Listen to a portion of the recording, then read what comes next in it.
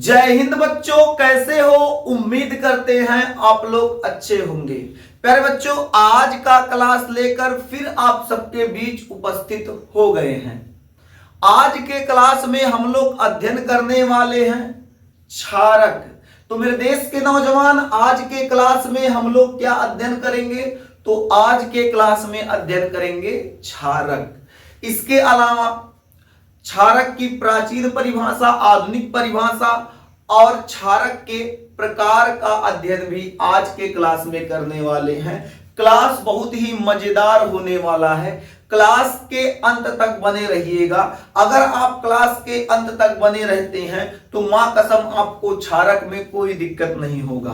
क्षारक आपको बेहतर समझ में आ जाएगा। तो मेरे देश के अच्छे बच्चे क्या करते हैं? बिना समय नुकसान किए, बिना समय गंवाए हम लोग क्या करते हैं? क्षारक पढ़ना शुरू करते हैं। तो मुस्कुराते हुए आप लोग हेडिंग कर लीजिए क्षारक। मुस्कुराते हुए हेडिंग क्या करेंगे मेरे देश के नौजवान?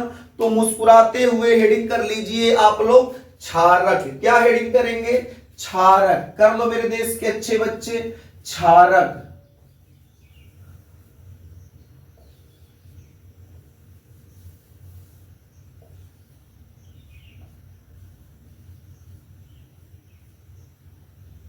Base, BASE, base, क्षारक।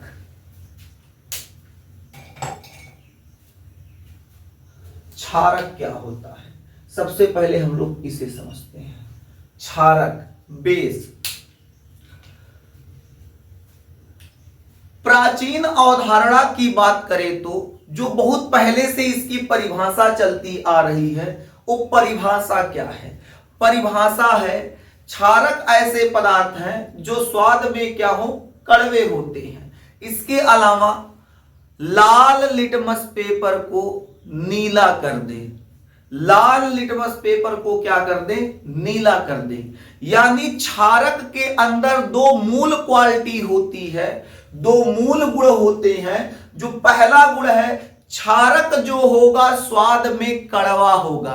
घरे सीढ़ी पे चटनी पिसवाइए और चटनी पीस कर कहीं चाट जाइए, देखिए कड़वा लगता है कि नहीं? कड़वा लगेगा, यानी वो आपका क्षारक हो जाएगा। हल्दी, हल्दी यह समय चला हुआ है, पनिया में हल्दिया डाल के मिला देते हैं। ऐसे पानी में हल्दी डाल के देखते हैं वो गिर रहा है, तो पानी में हल्दी मिला के उसको क्या चखिए तो आपको कड़वा लगेगा। यानी मेरे देश के नौजवान, कहने का तात्पर्य क्या है? कहने का तात्पर्य ये है मेरे देश के अच्छे बच्चे, जो क्षारक होता है स्वाद में कड़वा होता है। इसके अलावा लाल लिटमस पेपर को नीला कर देता है। तो यहां से जो प्राचीन परिभाषा निकल के आता है, परिभाषा क्या है? परिभाषा है वे पदार्थ जो स्वाद में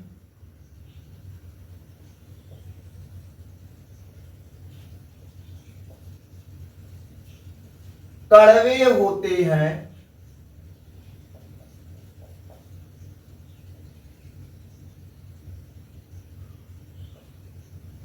वे पदार्थ जो स्वाद में कड़वे होते हैं तथा लाल लिटमस पेपर को, लाल लिटमस पेपर को, लाल लिटमस पेपर को नीला कर देते हैं।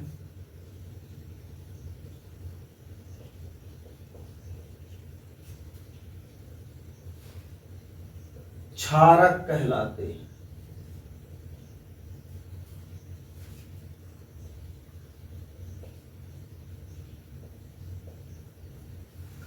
तो क्या बताया गया? वे पदार्थ जो स्वाद में कैसे होंगे? कड़वे होंगे, तथा लाल लिटमस पेपर को क्या कर दे? नीला कर दे। लाल लिटमस पेपर को क्या कर दे? नीला कर दे। उसे हम लोग क्या कहेंगे? क्षारक कहेंगे। क्या कहेंगे? क्षारक। ये तो हो गई प्राचीन परिभाषा। लेकिन हमारे एक बहुत अच्छे वैज्ञानिक जिनका नाम है अर्हीनियस, जब अर्हीनियस आए तो अर्हीनियस ने कहा जमाना वालों बहुत पुरानी परिभाषा ये है, दुनिया वालों ये जो परिभाषा है इस परिभाषा को छोड़ो और हम जो बता रहे हैं हमारे सिद्धांत हमारे कॉन्सेप्ट पर आप चलो। तो अर्हीनियस ने क्या बताया? अर्हीनियस ने कहा क्षारक वे पदार्थ होते हैं जो जल में घोलने पर -OH आयन दें। जल में घोलने पर क्या दें? तो -OH आयन दें, वो है क्षारक। इसके अलावा वो अतिरिक्त कोई ऋण आयन ना दे। तो यानी अर्हीनियस जो थे मेरे देश के नौजवान, उन्होंने क्या बताया? उन्होंने कहा अगर कोई क्षारक है उसे आप जल में घोल देंगे तो जल में घोलने के उपरांत वो क्या करेगा? -OH आयन देगा। तो अर्हीनियस क्या बता दिए? तो लिखेंगे क्या? अर्हीनियस के अनुसार, अर्हीनियस अर होता है, अर्हीनियस, अर्हीनियस के अनुसार। तो अर्हीनियस क्या बताएं मेरे देश के अच्छे बच्चे? तो अर्हीनियस ने कहा, क्या कहा? क्षारक वे पदार्थ हैं, क्षारक वे पदार्थ हैं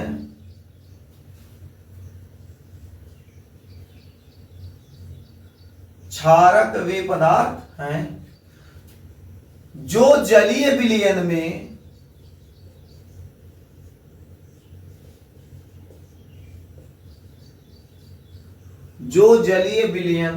में क्षारक वे पदार्थ हैं जो जलीय विलयन में -OH आयन देते हैं।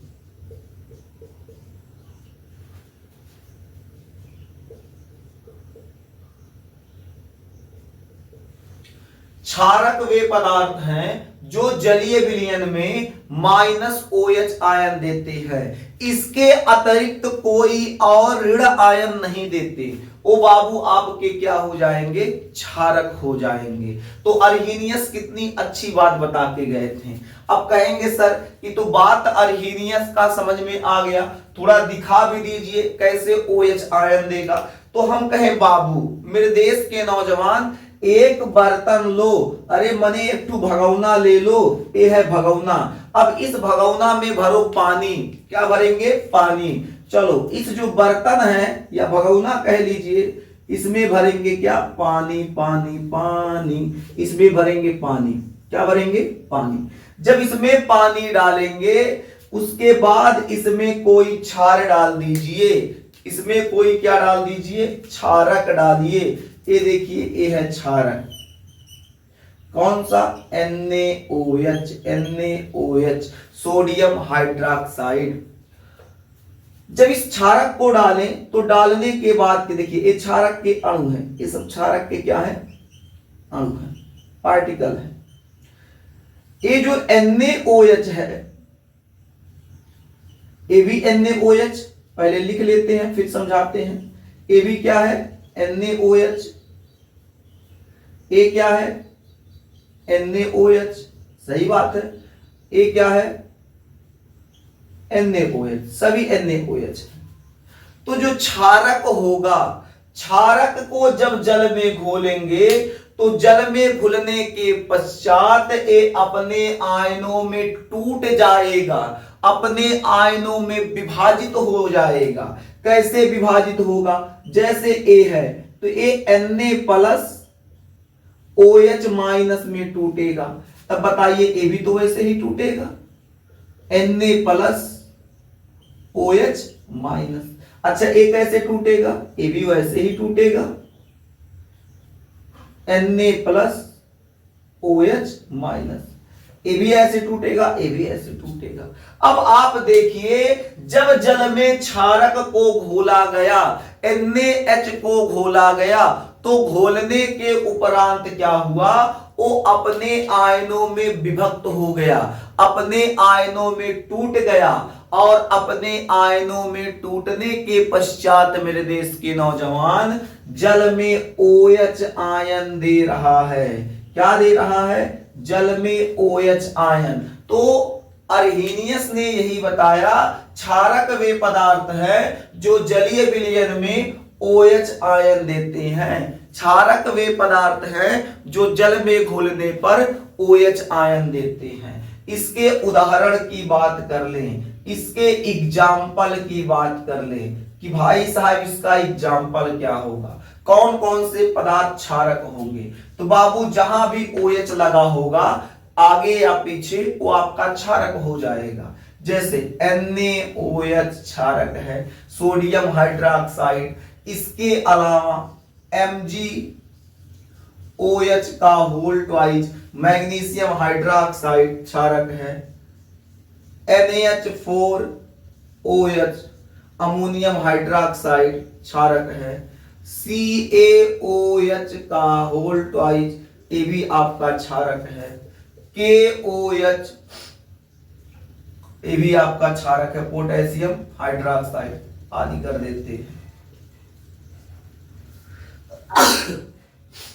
आगे बढ़े, बोलो मेरे देश के नौजवान। तो ये आपका हो गया क्षारक, क्षारक के एग्जाम्पल। तो क्षारक के अंतर्गत कौन कौन आएंगे, NaOH sodium hydroxide, magnesium hydroxide, ammonium hydroxide, इसके अलावा कैल्शियम हाइड्रोक्साइड, पोटेशियम हाइड्रोक्साइड, ऐसे कई क्षारक हैं।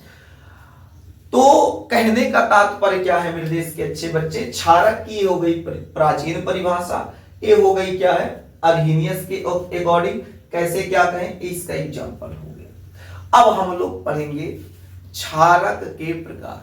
अब हम लोग क्या पढ़ेंगे मेरे देश के अच्छे बच्चे, तो अब हम लोग पढ़ेंगे क्षारक के प्रकार।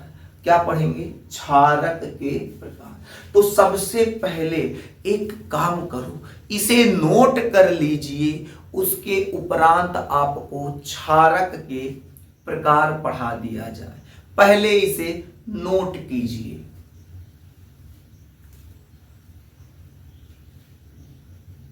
अब हम लोग पढ़ेंगे क्षारकों के प्रकार। तो मेरे देश के नौजवान आप मुस्कुराते हुए हेडिंग करेंगे क्षारकों के प्रकार।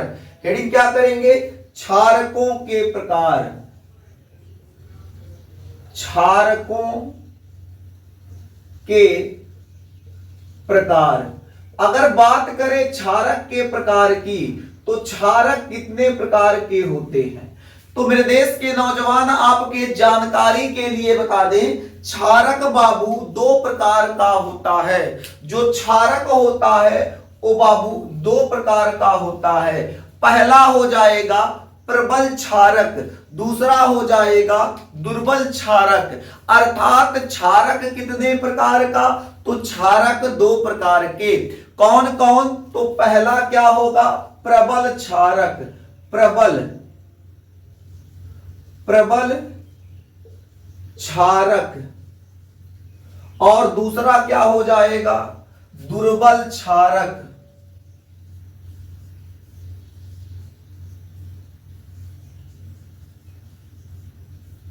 स्ट्रॉन्ग बेस, वीक बेस, प्रबल क्षारक, दुर्बल क्षारक। क्षारक दो प्रकार के। अब समझते हैं एक प्रबल क्षारक क्या होता है, दुर्बल क्षारक क्या होता है। अब क्या कीजिए, सबसे पहले हम लोग समझते हैं प्रबल क्षारक को। देखिए हमारे पास एक क्षारक है, हम उसको चेक करना चाहते हैं वो प्रबल है कि दुर्बल है। तो उसके लिए हम लिए एक बर्तन। क्या लिए, एक बर्तन। समझते चलिएगा, हम लिए एक बर्तन, बर्तन यानी भगोना।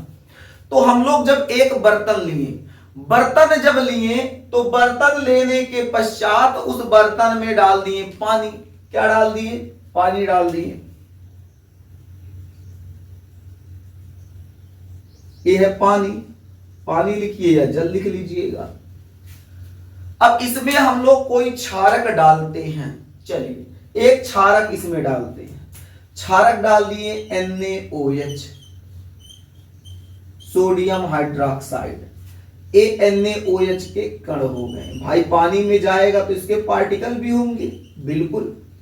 तो A हो गया NaOH का पार्टिकल, AB हो गया NaOH का पार्टिकल, AB हो गया NaOH, AB हो गया उसी का कण है, बिल्कुल मेरे देश के नौजवान, AB उसी का कण है।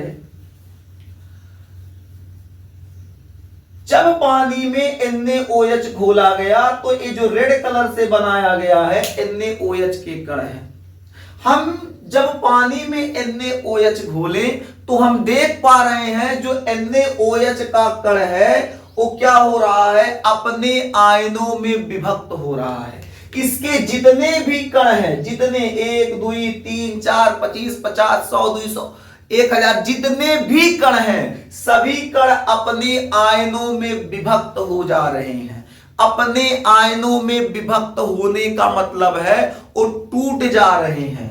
टूटने का मतलब है Na अलग हो जा रहा है और OH अलग हो जा रहा है। इसे कहते हैं विभक्त होना। तो जब जल में NaOH को घोला गया तो वो अपने आयनों में विभक्त हो गए, वो अपने आयनों में टूट गए। एक नहीं बल्कि जितना कण है सभी कण क्या हुए, टूट गए, सभी के सभी Na+OH-।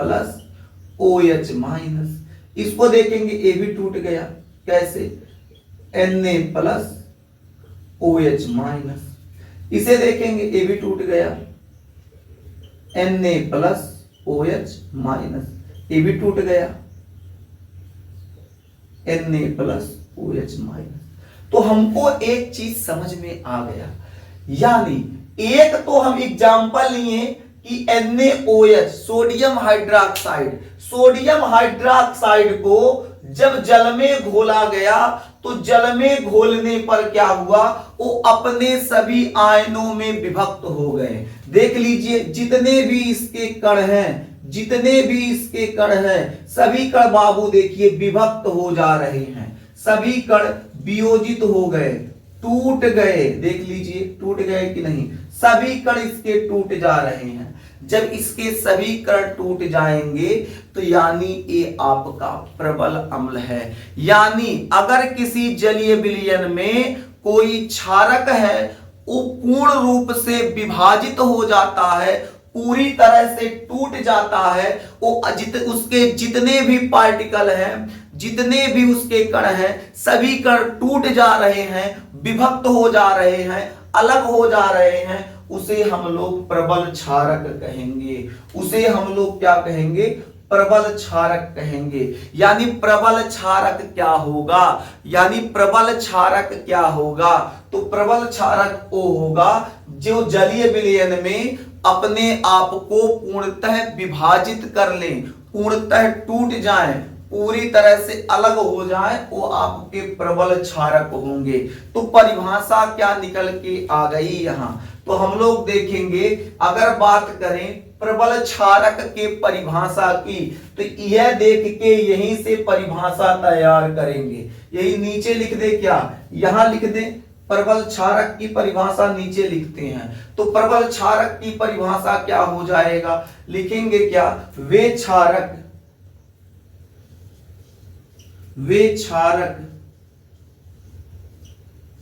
जो जलीय विलयन में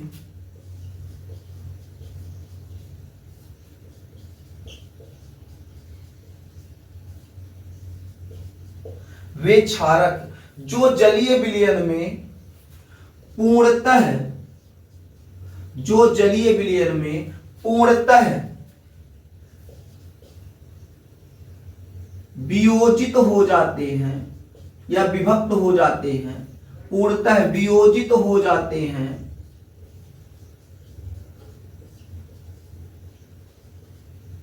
वे क्षारक जो जलीय विलयन में पूर्णतः वियोजित हो जाते हैं प्रबल क्षारक कहलाते हैं, प्रबल क्षारक कहलाते हैं। क्या कहलाएंगे, प्रबल क्षारक कहलाएंगे। यानी ऐसा क्षारक जिसे जल में घोला गया, ऐसा क्षारक जिसे जल में घोला गया, जल में घोलने पर वो अपने आयनों में पूरी तरह विभाजित हो गए, वो आपके प्रबल क्षारक कहलाएंगे। क्या कहलाएंगे?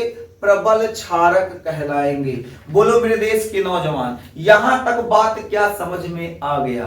प्रबल क्षारक बता लेंगे।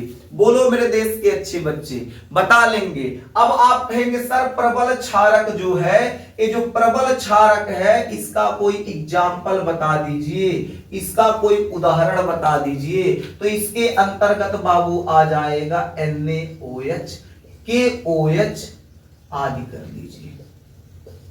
ठीक है, NaOH, KOH।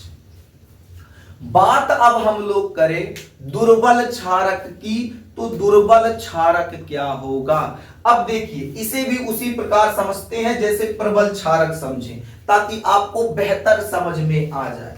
हमारे पास बाबू एक है भगोना, एक बर्तन है। इस बर्तन में हम डाल दिए पानी। क्या डाले? पानी, पानी पानी पानी, इसमें डाल दिए पानी, ये हो गया पानी। जब इसमें पानी डाल दिए, जब इसमें क्या डालें? पानी डाल दिए, तो पानी डालने के बाद इसमें एक क्षारक मिलाते हैं। इसमें क्या मिलाते हैं? इसमें एक क्षारक मिलाते हैं। चलिए, इसमें एक क्षारक मिला है, कौन सा? तो ले लेते हैं NaH4OH, NaH4OH यानी अमोनियम हाइड्रोक्साइड। तो जब इसमें अमोनियम हाइड्रोक्साइड मिलाया गया, तो ये है अमोनियम हाइड्रोक्साइड के कण। तो देखा क्या गया? ये है NaH4OH, पहले लिख देते हैं NaH4OH। ये भी क्या है? NaH4OH, NaH4OH, NaH4OH। तो देखा क्या गया? देखा गया कि जो NaH4OH को जब हम पानी में घोल दिए, जब हम पानी में घोले मेरे देश के नौजवान, तो हुआ क्या? हुआ एक कि इसके कुछ पार्टिकल तो टूटे, कुछ पार्टिकल वियोजित हो गए, कुछ अलग हुए, लेकिन कुछ ज्यों का त्यों रह गए। जैसे ये हमारा अमोनियम हाइड्रोक्साइड है, जब इसको जल में घोला गया, तो जल में घोलने पर ये पता चला इसके कुछ पार्टिकल टूट गए। जैसे NaH4OH है, इसे तोड़ते हैं, ये टूट गया NaH4OH माइनस। इसे देखा गया तो ये भी टूट गया NaH4OH माइनस। तो इसे देखा गया, ये भी टूट गया NaH4+OH माइनस। लेकिन कुछ ऐसे भी थे जो टूटने का प्रयास तो कर रहे थे, लेकिन टूट नहीं पाए। वो जोर लगा रहे हैं कि हम भी विभक्त हो जाए, हम भी वियोजित हो जाए, हम भी विभाजित हो जाए, लेकिन बाबू एक टूट नहीं पा रहा। यानी कहने का तात्पर्य क्या है? कहने का तात्पर्य ये है बालक कि दुर्बल क्षारक क्या होता है। अब इसे हम लोग परिभाषा के माध्यम से समझते हैं।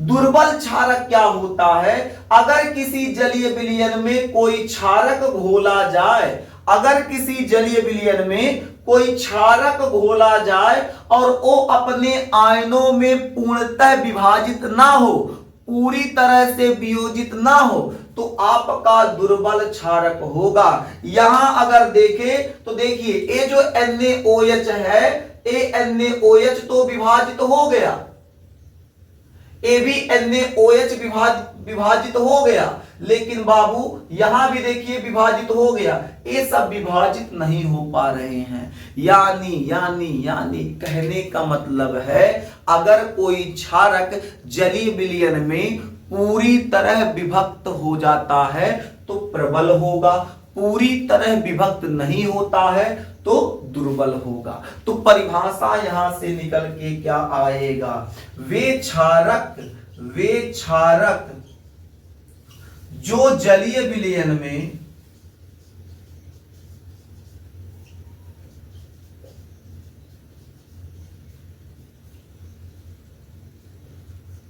वे क्षारक जो जलीय विलयन में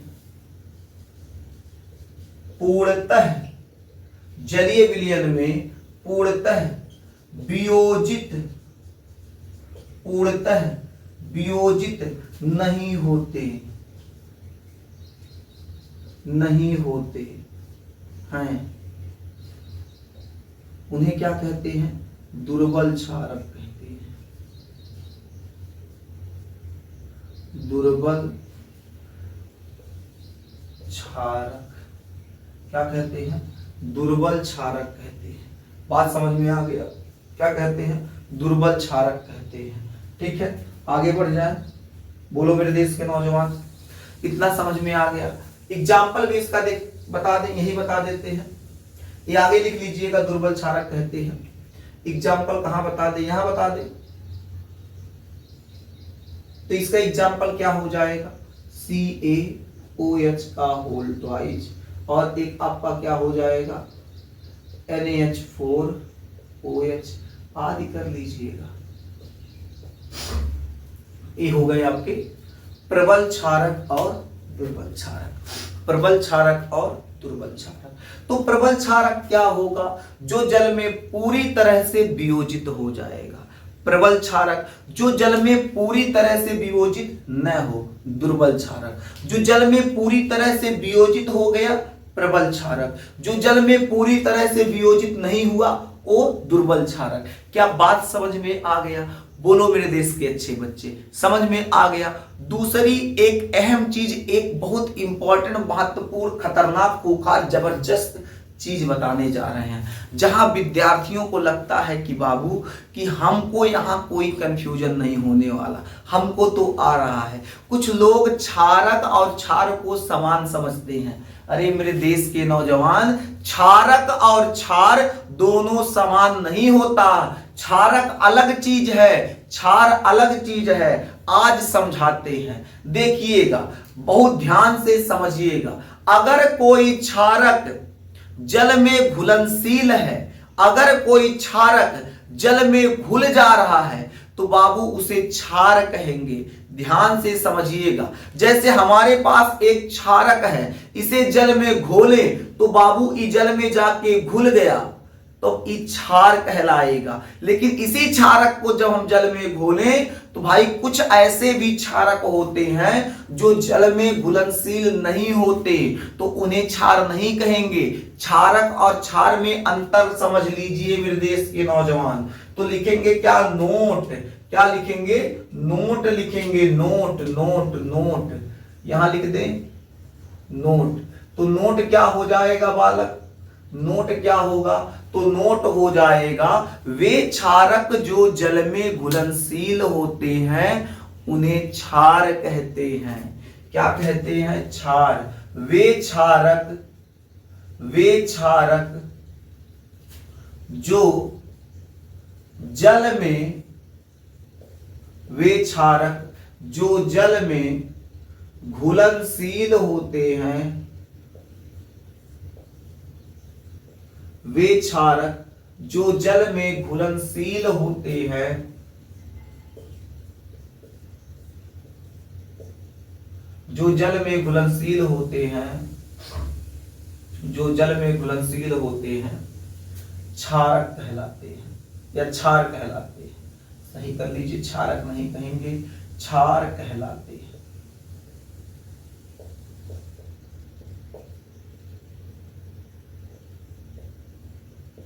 याद रहेगा? क्या याद रहेगा बाबू? तो वे क्षारक, ऐसे क्षारक जिन्हें जल में घोलें और जल में जाके वो घुल जाए, जल में जाके क्या हो? घुल जाए, उसे हम लोग क्या कहेंगे? क्षारक कहेंगे। उसे हम लोग क्या कहेंगे? क्षार कहेंगे। माफ कीजिएगा, क्या हो जाएगा? क्षार हो जाएगा। ऐसा क्षारक जो जल में जाके क्या हो? घुल जाए, उसे हम लोग क्षार कहेंगे। क्या कहेंगे? क्षार कहेंगे। ठीक है, अब देखिएगा, यानी हम लोग यहां से एक और बात समझ सकते हैं। पहले लिखवाया क्या गया है? वे क्षारक जो जल में घुलनशील होते हैं क्षार कहलाते हैं। अतः अतः अतः कहने का मतलब क्या है? कहने का मतलब ये है बाबू कि जितने भी क्षार होंगे सभी क्षार क्षारक होंगे। बात को समझिएगा, जितने भी क्षार होंगे, क्षार क्या होगा? जल में घुलनशील होगा। तो जितने भी क्षार होंगे सभी क्षारों को हम लोग क्षारक कह सकते हैं, लेकिन सभी क्षारकों को क्षार नहीं कहा जा सकता, क्योंकि क्षारक जो होगा, कुछ क्षारक जो होंगे जल में घुलनशील होंगे। तो जो जल में घुलनशील होगा वो क्षार होगा, तो क्षार तो क्षारक हो जाएगा, लेकिन सभी क्षारक क्षार नहीं होंगे, क्योंकि कुछ क्षारक ऐसे होंगे जो जल में घुलनशील न हो, जल में न घुल सके, तो उन्हें क्षारक ही बोलेंगे। तो याद रखिएगा इस बात को, वे क्षारक जो जल में घुलनशील होते हैं उन्हें क्षार कहते हैं या क्षार कहलाते हैं। बात समझ में आ गया? अगर बात समझ में आ गया मेरे देश के नौजवान, तो यहां तक नोट कर लीजिए। आज का क्लास यही समाप्त करते हैं। और एक बात और कहेंगे मेरे देश के अच्छे बच्चे, पढ़ाई मेहनत से कीजिएगा, पढ़ाई जबरदस्त कीजिएगा, इतना मेहनत से पढ़िएगा कि जब आपका रिजल्ट आए तो पूरे गांव में शोर मच जाए। पटीदार आपके रिजल्ट का नंबर सुन के तो उसको हार्ट अटैक आ जाए। समझ में आया कि नहीं? एकदम देखिएगा, अभी आप हैं, आप पढ़ाई कर रहे हैं, तो आपके पड़ोस का भी व्यक्ति पढ़ाई कर रहा है। अब जब आप लोगों का रिजल्ट आएगा तो उसमें होगा क्या? जब आप लोगों का रिजल्ट आएगा तो आपके रिजल्ट की तुलना होगी कि किसका नंबर बेहतर आया है। वहां जब रिजल्ट आता है, ये नहीं देखा जाता है साल भर एक व्यक्ति कितना मेहनत किया, वहां देखा जाता है किसका रिजल्ट बेहतर आया। जिसका रिजल्ट बेहतर आता है ये आकलन कर लिया जाता है कि वो विद्यार्थी साल में ज्यादा मेहनत किया है, भले ही वो बहुत आपसे कम मेहनत किया हो। इसलिए कोशिश करो मेरे देश के अच्छे बच्चे, रिजल्ट जो होता है रिजल्ट बेहतर आए। याद रखिएगा, हमेशा हमारी एक बातों को याद रखिएगा, हमेशा याद रखिएगा, उगते हुए सूरज की पूजा होती है, डूबते हुए सूरज की पूजा नहीं होती। हमेशा याद रखना है कि जो व्यक्ति सफल होता है चर्चाएं उन्हीं की होती हैं, असफल व्यक्ति को गाली दिया जाता है, अरे वो क्या कर लेगा, हम देख रहे थे ऐसे घूम रहा था। याद रखिएगा हमारी बात, अगर आप चाहते हैं कि समाज में आपका अस्तित्व बना रहे, समाज में आपके माता पिता का नाम बना रहे, आपके वजह से आपके माता पिता को कोई अपशब्द ना कह सके, तो उसके लिए आपको पढ़ना होगा, दिलो जान लगा के पढ़ना होगा, मेहनत से पढ़ना होगा। जिस दिन आपका रिजल्ट आएगा आपके पिता बाबू ऐसे सीना चौड़ा करके चलेंगे, हमार लड़का 90% लेके आया है, 90%। समझ में आया? फ्लावर समझ रहे थे, वास्तव में फायर वाला काम तो वह दिन आपके पिता करेंगे जब आपका रिजल्ट आएगा। इसलिए मेहनत से पढ़िए मेरे देश के अच्छे बच्चे। आज का क्लास यही समाप्त करते हैं, फिर मिलेंगे आपसे अगले क्लास में। तब तक के लिए जय हिंद।